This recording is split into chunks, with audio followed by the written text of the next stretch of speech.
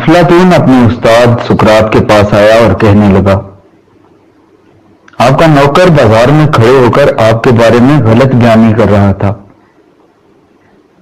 سقراط نے مسکرا کر پوچھا، وہ کیا کہہ رہا تھا؟ افلاطون نے جذباتی لہجے میں جواب دیا، آپ کے بارے میں کہہ رہا تھا۔ اس کے کچھ بولنے سے پہلے ہی سقراط نے ہاتھ کے اشارے سے اسے خاموش کروایا اور کہا، تم یہ بات سنانے سے پہلے اسے 3 کی کسوٹی پر پرکھو، اس کا تجزیہ کرو اور اس کے بعد فیصلہ کرو کیا تمہیں یہ بات مجھے بتانی چاہیے یا نہیں۔ افلاطون نے عرض کیا، استاد محترم، یہ 3 کی کسوٹی کیا ہے؟ سقراط بولا، کیا تمہیں یقین ہے تم مجھے جو یہ بات بتانے لگے ہو یہ بات 100% سچ ہے؟ افلاطون نے فوراً انکار میں سر ہلا دیا۔ سقراط نے ہنس کر کہا، پھر یہ بات بتانے کا تمہیں اور مجھے کیا فائدہ ہوگا؟ افلاطون خاموشی سے سقراط کے چہرے کی طرف دیکھنے لگا۔ سقراط نے کہا، یہ پہلی کسوٹی تھی، اب دوسری کسوٹی کی طرف آتی ہیں۔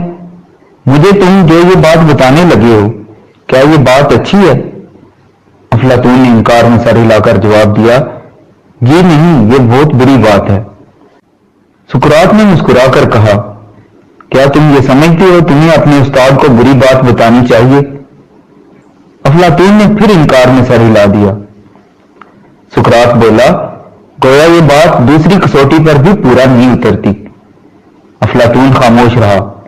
سقراط نے ذرا سا رک کر کہا، اور آخری کسوٹی، یہ بتاؤ یہ جو بات تم مجھے بتانے لگے ہو کیا یہ میرے لیے فائدہ مند ہے؟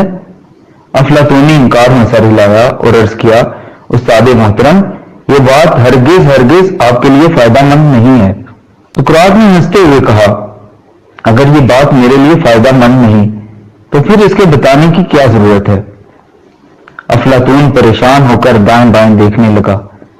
سقراط نے گفتگو کے یہ 3 اصول آج سے ہزاروں سال قبل وضع کر دیے تھے۔ اس کے تمام شاگرد اس پر عمل کرتے تھے۔